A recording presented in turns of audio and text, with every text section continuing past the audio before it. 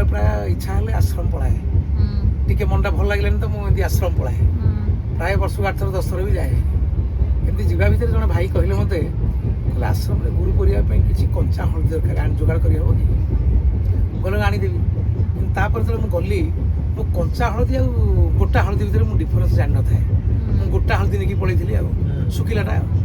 ସେ କହିଲେ ନାଇଁ ମୁଁ ତ କହିଥିଲି କଞ୍ଚା ହଳଦୀ, ଏଇଟା ହବନି। ମୁଁ କହିଲି ଆଣିଛି ଯେତେବେଳେ ଏତେ ଭଲ ପାଇବା ଭିତରେ ଆଣିଛି, ଆଗକୁ ଯେମିତି ହେଲେ ଭାଇ ଗୁରୁ ପରିବାରକୁ ଗୋଟା ହଳଦୀ ମାନେ ଶୁଖିଲା ଗୋଟାଟା କିନ୍ତୁ ଦରକାର ଥିଲା କଞ୍ଚା ହଳଦୀଟା, ମାନେ ଯୋଉଟା ଖୋଳିକି ସାଙ୍ଗେ ସାଙ୍ଗେ ୟୁଜ୍ କରିବା ପାଇଁ। ସେଥିରେ ବହୁତ ଇମ୍ୟୁନିଟି ପାୱାର ଥାଏ, ଡାଇଜେଷ୍ଟିଭ୍ ପାୱାର ଥାଏ, ବହୁତ ଭଲ ଜିନିଷ ସେଥିରେ ଥାଏ। ତେଣୁ ଏବଂ ଆଚାର୍ଯ୍ୟ ଦେବୀ ଆମକୁ ଆଶୀର୍ବାଦ କରନ୍ତି କୋଭିଡ ସମୟରେ କଞ୍ଚା ହଳଦୀ ଟିକେ ଟିକେ ଖାଇବା ପାଇଁ। ପୂଜା ଦାଦା ଦେବେ ଥିଲେ ଏବଂ ଏବେ ଯିଏ ଆଚାର୍ଯ୍ୟ ଦେବ ଅଛନ୍ତି ସେ ଆଶୀର୍ବାଦ କରନ୍ତି ଯେ ସବୁ ଗୁରୁ ଭାଇମାନେ କଞ୍ଚା ହଳଦୀ କର, ଏଇ ଚାରେ ହଳଦୀ ପକେଇ ଖାଅ, ସବୁ ଆଶୀର୍ବାଦ କରୁଛନ୍ତି କରୋନା ସମୟରେ। ସେ କରୋନା ପୂର୍ବ ଅବସ୍ଥା କଥା କହୁଛି। ସେଠୁ ମୁଁ କହିଲି କେମିତି ଟିକେ ଭାଇ ୟାକୁ କେମିତି ଦେବାର ବ୍ୟବସ୍ଥା କର। ନା ମୁଁ ବଜାରରେ ଗ୍ରାଇଣ୍ଡିଙ୍ଗ କରିକି ଆଣିକି ପେଷେଇକି ଦେବି ଆଉ। ପେଷେଇକି ଏବେ ଯେ ଆଚାର୍ଯ୍ୟ ଦେବ ଅଛନ୍ତି ତାଙ୍କୁ ଯେତେବେଳେ ନିବେଦନ କଲେ, ସେ ଭାଇ କହିଲେ ଏଇଟା କନ୍ଧମାଳର ହଳଦୀ। ସେଠୁ କହିଲେ ଯେ କନ୍ଧମାଳ ହଳଦୀ ହେଉଛି ବହୁତ ଭଲ ହଳଦୀ, ଯଦି ଆନନ୍ଦବଜାରରେ ପକାଯାଏ, ବ୍ୟବହାର କରାଯାଏ ତାହେଲେ ଭଲ ହେବ। ସେଠୁ ମୁଁ ନେକ୍ସଟ ଟାଇମ୍ ଯେତେବେଳେ ଗଲି ମାସ 2 ମାସ ପରେ, ମୁଁ କିଛି କଞ୍ଚା ହଳଦୀ ନେଇକି ଗଲି ଏବଂ ମୋତେ ସେ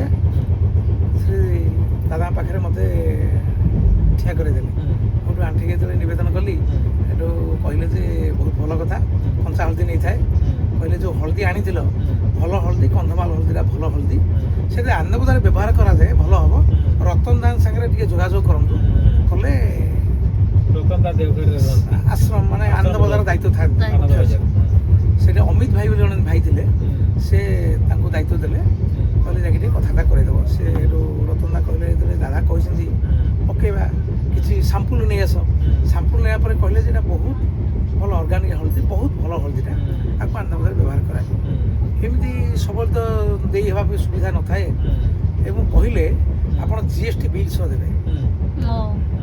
ସେମିତି ୱିଦାଉଟ୍ GST ବିଲ୍ରେ ହେବ ନାହିଁ। ଆପଣ କିଲେ 2 କିଲେ ଏମିତି ଦେଲେ ଅଲଗା, ଆପଣ ଗୋଟେ ହ୍ୟୁଜ୍ ଆମାଉଣ୍ଟ ଦେଲା ମାନେ GST ବିଲ୍ ଦେଇକି ଦେବା। ତେଣୁ ମୁଁ ଯୋଗାଡ଼ କଲି କେଉଁଠି ସେମିତି ସୁବିଧା ହେଇପାରେ, ଯେତେବେଳେ ଆଶୀର୍ବାଦ ଗୋଟେ ମିଳିଛି ହେଲା କି, ଲୋକମାନେ ଚାହାନ୍ତି କ'ଣ ଏଇ ଗୋଟେ ସୁଯୋଗ ଗୋଟେ, ମୁଁ ଖୋଜି ବୁଲିଲି କେଉଁଠି ହେବ। ଫୁଲବାଣୀର କିଛି ଗୁରୁ ଭାଇ ଥିଲେ, ସେମାନେ କହିଲେ କସମ ବୋଲି ଗୋଟେ ସଂସ୍ଥା ଅଛି, ସେ ତାର ବହୁତ ଭଲ ହଳଦୀ, ତା ମ୍ୟାନୁଫ୍ୟାକ୍ଚର ୟୁନିଟ୍କି ଗଲୁ, ସେଠି ଦେଖିଲୁ ଯେ ହଳଦୀ ପ୍ରୋସେସିଂଟା ବହୁତ ବଢ଼ିଆ ହେଉଛି। ପୁରା ଏଇଟା ମାନେ ଡ୍ରାଏ ହଳଦୀଟାକୁ ପୁରା ପଲିସ୍ କରିକି, ଉପରେ ଚୋପା ଫୋପା ବାଲି ଫାଲି କିଛି ନଥାଏ, ପଲିସ୍ଡ ହଳଦୀଟାକୁ ପାଉଡର କରିକି ସେମାନେ ସବୁ ପ୍ୟାକେଟ୍ କରିକି ଦିଅନ୍ତି। ସେଟା ସବୁ ବିଭିନ୍ନ ଫରେନ୍ ଯାଏ, ବିଭିନ୍ନ ଜାଗା ବାହାରକୁ ଯାଏ, ଭଲ କ୍ୱାଲିଟି ହଳଦୀଟା। ସେଇ ହଳଦୀ ଆଣିକି ମୁଁ ସୁଯୋଗ ମିଳିଲା ଦେଲି ଆଉ, ମୋ କାରରେ ନିଜେ ଧରିକି ଆସେ। ଏବଂ କୋଭିଡ ସମୟରେ ସମସ୍ତେ ବ୍ୟାକୁଳ ହେଉଥାନ୍ତି ଗୁରୁ ପରିବାରକୁ କେମିତି ଗୁରୁଙ୍କ ଦର୍ଶନ ଟିକେ କରିବା ପାଇଁ।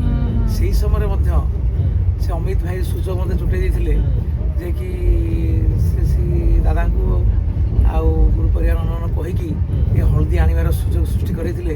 ଯେମିତିକି 2 ଥର ମୁଁ ସେଠି ଅବସ୍ଥାରେ ମୁଁ ଆଣିଥିଲି କ୍ୱାରେଣ୍ଟାଇନ୍ରେ ରହୁ, ଗଲାବେଳକୁ କେବଳ ଠାକୁରଙ୍କୁ ପ୍ରଣାମୀ ଦେଇ ପ୍ରଣାମ କରିକି ଆମେ ଯାଉ। 2 ଥର ସେ ସୁଯୋଗ ମିଳିଥିଲା କୋଭିଡ ସମୟରେ। ଏବେ ଯେତେବେଳେ ଉତ୍ସବ ସମୟରେ ସେଠି ତାଙ୍କର ଦାୟିତ୍ୱରେ ଅଛନ୍ତି, ଆଶୀର୍ବାଦ କରନ୍ତି, ସେତେବେଳେ ମୁଁ କିଛି ନେଇକି ଯାଏ ଆଉ ହଳଦୀ ଆଉ। ଏବେ ତ ଯେତେବେଳେ ବି ଯାଉଥିବେ ତ ସାଙ୍ଗରେ ହଳଦୀ ନେବା ପାଇଁ ଚେଷ୍ଟା କରୁଥିବେ। ସେଇଟା ମୁଁ ମନେ ମନେ ଭାବେ ଯେ ସେଇ ଆଶୀର୍ବାଦ କେମିତି ମିଳୁ, ସେଇ ସୁଯୋଗଟା ମିଳୁ, ହେଲା କି। ଯେମିତି ବି ଆମେ ଗୁରୁ ପରିବାର ଯାଉଛୁ ତ, କିନ୍ତୁ କିଛି ନେଇକି ଯିବା, ଏଇ ଯୋଉଟା ମାନେ ଭଲ ପାଇବାର, ପ୍ରେମର, ଭକ୍ତିର କଥା, ସେଟା କିନ୍ତୁ ସୃଷ୍ଟି ହଉ ସବୁବେଳେ। ଆପଣ ଏ ଜିନିଷଟା ମାନେ ଭଲ ଜିନିଷଟା ଆପଣ ଦେଇପାରିବେ। ସେ ତ ଅନ୍ତର୍ଯାମୀ ପୁରୁଷ, ସେ ସବୁ ଜାଣିପାରନ୍ତି। ତାଙ୍କ ଦ୍ୱାରା ସେଇ କାମ ଦ୍ୱାରା ଭକ୍ତିଟା ବି ତ ବଢି ଯାଉଛି। ସେ ତା ଦ୍ୱାରା ମୋର ଭଲ ପାଇବା, ମୋର ଆଶ୍ରମ ଯୋଉ ଆଚାର୍ଯ୍ୟ ଦେବ କହୁଛନ୍ତି ନିହାତି ଗୁରୁ ପରିବାରକୁ ଆସ, ଆଚାର୍ଯ୍ୟ ଦର୍ଶନ କର ଏବଂ ଗୁରୁ ପରିବାର ସମସ୍ତ ସାଙ୍ଗରେ ମିଶିବାର ସୁଯୋଗ ତିଆରି କର, ବିଭିନ୍ନ ଗୁରୁ ଭାଇମାନଙ୍କ ସାଙ୍ଗରେ ମିଶିବାର ସୁଯୋଗ ତିଆରି କର। ଏଇଟା ଯେତେବେଳେ ଚାହୁଁଛନ୍ତି ସେଇଟା ବି ମୋତେ ଗୋଟେ ସୁଯୋଗ। ମୁଁ ଯେତେବେଳେ ଟିକେ ମନ ଭଲ ନ ଲାଗେ ମୁଁ ପଳେଇ ଆସେ ଆଶ୍ରମ। କିଛି ନାହିଁ, ମୋର କିଛି ଆଶୀର୍ବାଦ ନେବାର ନାହିଁ, କେବଳ ଠାକୁରଙ୍କୁ ପ୍ରଣାମୀ ଦେବା, ପ୍ରଣାମ କରିବା, ପ୍ରାର୍ଥନା କରିବା, ଆଚାର୍ଯ୍ୟଙ୍କୁ ପ୍ରଣାମ ଦେଇକି ପ୍ରଣାମ କରିବା, ଏତିକିରେ ମୁଁ ଫେରିଯାଏ।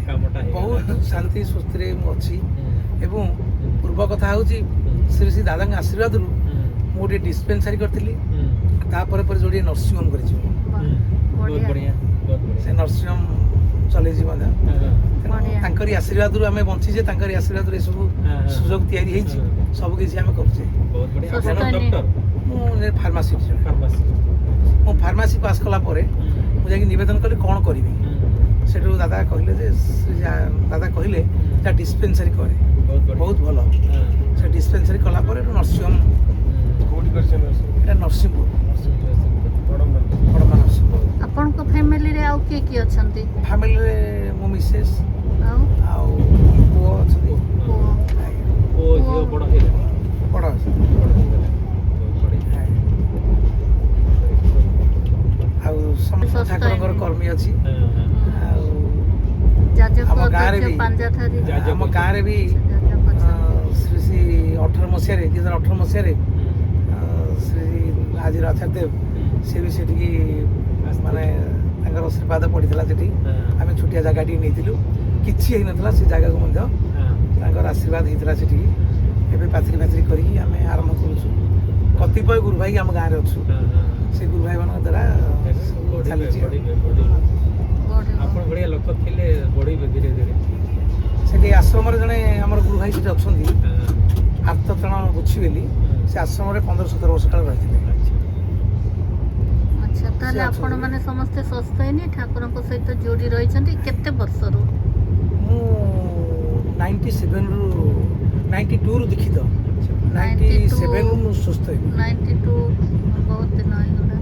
ବହୁତ ଦିନ ହେଇଗଲା ମୁଁ ପାଠ ପଢ଼ୁଥିଲି ଫାର୍ମାସି କଲା ସମୟରେ ମୁଁ ଦୀକ୍ଷା ନେଇଥିଲି ଆଚ୍ଛା ସେଇ ସମୟରେ ଦେଖିଲି ନା ବ୍ରାହ୍ମଣ ଲୋକମାନେ ଦୀକ୍ଷା ନେଲେ ସେମାନେ ବହୁତ ଆଗକୁ ବଢ଼ନ୍ତି କିନ୍ତୁ ବହୁତ ବ୍ରାହ୍ମଣ ଲୋକଙ୍କୁ ମୁଁ ଦେଖିଛି ସେମାନେ ବିଲକୁଲ ଯାହା ତାହା ଚଳନ୍ତି ସେଟାରେ କେତେ ଡିଫରେନ୍ସ? ଦେଖନ୍ତୁ ଠାକୁର କହୁଛନ୍ତି ପଢ଼ିବାଟା କ'ଣ ହଁ ତାଙ୍କୁ ଭଲ ପାଇଲେ ହଁ ତାଙ୍କ ନିର୍ଦ୍ଦେଶିତ ଆଶୀର୍ବାଦକୁ ଆମେ ଯଦି ପାଥେଇ କରିକି ଚାଲିବା ତାହେଲେ ପଢ଼ିବା ସେମିତି ଜାତିଗୋତ୍ର ନଥାଏ ହୁଁ, ଠାକୁର କହୁଛନ୍ତି ବିପ୍ରମାନେ ବି ବହୁତ ଅସଦାଚରଣ ହେଇକି ଅଛନ୍ତି ଅଛନ୍ତି କିନ୍ତୁ ବିପ୍ରମାନଙ୍କର ବୈଶିଷ୍ଟ୍ୟ ଥାଏ ହୁଁ, ସ୍ୱତନ୍ତ୍ର ଗୋଟେ ଇନହେରେଣ୍ଟ କ୍ୱାଲିଟି ଥାଏ ହଁ। ଯୋଉକୁ ଇଷ୍ଟକୁ ଧରି ରଖିବା କହୁଛ ନା ତେଣୁ ବିଶେଷତଃ ଅଧିକା ବ୍ରାହ୍ମଣ ସେମାନେ ସେ ଆଗଭର ହେଇକି ସେ ଧର୍ମ କାମ କରିବାକୁ ଯାଆନ୍ତି ଲୋକମାନଙ୍କର ଯଦି ଏଇ ରାସ୍ତା ଭଲ ରାସ୍ତାରେ ଚାଲନ୍ତି ତାଙ୍କର ଇଜି ପଡ଼ିଯାଏ ଏଇ ଯୋଉ ପଡ଼ିଯାଏ। କାହିଁକି ନା ଇନହେରେଣ୍ଟ କିନ୍ତୁ ଗୁଣ। ଠାକୁର ସମସ୍ତଙ୍କୁ ଆଶୀର୍ବାଦ ଦେଇଛନ୍ତି ହଁ, ସେଇ ପଥରେ ଯିବାକୁ ସମସ୍ତେ ସମସ୍ତେ ଉନ୍ନତି ପଥରେ ସେ ଉନ୍ନତି ପଥରେ ଯିବା ପାଇଁ ବଢିଆ ଜୟ ଗୁରୁ ଜୟ ଗୁରୁ। ହଉ ଯାହା ହଉ ଜୟ ଗୁରୁ ଜୟ ହଉ ଗୁରୁ ଆପଣମାନଙ୍କ ସଙ୍ଗ ଲାଭ କରି ଖୁସି ଲାଗିଲା ଆମକୁ ଆମେ ବି ତ ସମସ୍ତେ ବହୁତ ଯାଉଛୁ ଖୁସି ଆଶ୍ରମ। ଲାଗିଲା ଆପଣଙ୍କର ଅନୁଭୂତି ଶୁଣିକି ବି ଭଲ ଲାଗିଲା ବହୁତ ଆମେ ଅନୁଭୂତି କରିନେଲୁ ସେ ଅନୁଭୂତି ଜ୍ଞାନ ହଁ, ଅନୁଭୂତି ସେ ଜ୍ଞାନ ତା ଭିତରେ ଭଲ ପାଇବା ବଢେ ତା ଭିତରେ ଇଷ୍ଟପ୍ରୀତି ବଢେ ହୁଁ, ଆସନ୍ତୁ ସମସ୍ତେ ସେମିତି ସେ ଇଷ୍ଟକୁ ଧରିକି ଆଗେଇ ଯିବା ତାଙ୍କରି ଆଶୀର୍ବାଦ ଲାଭ କରିବା ଏଇଟା ହୁଏନି କି ମାନେ ଗୁରୁ ଭାଇ ଭିତରେ ମାନେ ଯେମିତି କି ଜଣା ପଡେ କି ସମସ୍ତେ ନିଜର ଏଇଟା ଗୋଟେ ସବୁବେଳେ ହଁ, ଫିଲ୍ ମୁଁ ହୁଏ ଟ୍ରେନରେ ବସିଲିଣି ଆଜ୍ଞା ନୂଆ ଖାଇସାରିଲିଣି ନୂଆ ହେଲେ ବି ହଁ, ଏଇଟା ଫିଲ୍ ହୁଏ ହଁ ଖାଇସାରିଲିଣି ଟ୍ରେନରେ ବସିଲିଣି ତ ଏଇଟା ଭଲ ଲାଗେ କାହିଁକି କେବଳ ଠାକୁରଙ୍କ ପାଇଁ ହଁ ହଁ ନେଇକି ଯାଉଛୁ ଠାକୁରଙ୍କୁ ଆମେ ସମସ୍ତେ ଭଲ ପାଉଛୁ ବୋଲି ହଁ ଇଷ୍ଟ କେନ୍ଦ୍ରିକ ଜୀବନ ଯାପନ କରୁଛୁ ବୋଲି ଆମକୁ ଗୁରୁ ଭାଇ ମା ମାନେ ସମସ୍ତେ ନିଜର ଲାଗନ୍ତି ତ ଏଇଟା ଗୋଟେ ହୁଏ ନା ଆପଣଙ୍କର ଯୋଉ ଯୋଉଠି ଠାକୁରଙ୍କୁ ଭଲ ପାଇବା ରହିଲା ହୁଁ, ସେଠି ନିଶ୍ଚୟ ଆମମାନଙ୍କ ଭିତରେ ହୁଁ, ସେ ଐଶ୍ୱରିକ ସମ୍ପର୍କଟା ଅଟୋମେଟିକଲି ଆଡ୍ ହେଇଯିବ ହଁ ଏମିତି ଭାଇ ଭାଇ ଭିତରେ ନିଜ ଭାଇ ଭିତରେ ନିଜ ଭଉଣୀ ଭିତରେ ନ ହେଇପାରେ ହଁ କିନ୍ତୁ ଠାକୁର ଏମିତି ଜିନିଷ ତାଙ୍କୁ ଭଲ ପାଇବା ଭିତରେ ତାଙ୍କୁ ଯଦି ଆମେ ନିଜର କଲେ ହୁଁ, ତାହେଲେ ଆମେ ଏଇ ଗୁରୁ ଭାଇମାନଙ୍କ ଭିତରେ ସେଇ ସେଟା ଭାବଟା ଆମେ ତିଆରି ବଢି ବଢି ଚାଲେ ବଢି ବଢି ଚାଲେ ଭଲ ପାଇବା ଜିନିଷଟା ଭଲ ପାଇବା ମାଧ୍ୟମରେ ସମ୍ପର୍କ ବଢି ବଢି ବି ଚାଲେ ଜୟ ଗୁରୁ ଜୟ ଗୁରୁ ଜୟ ବହୁତ ଗୁରୁ, ଭଲ ଲାଗିଲା ଜୟ ଗୁରୁ, ଜୟ ଗୁରୁ।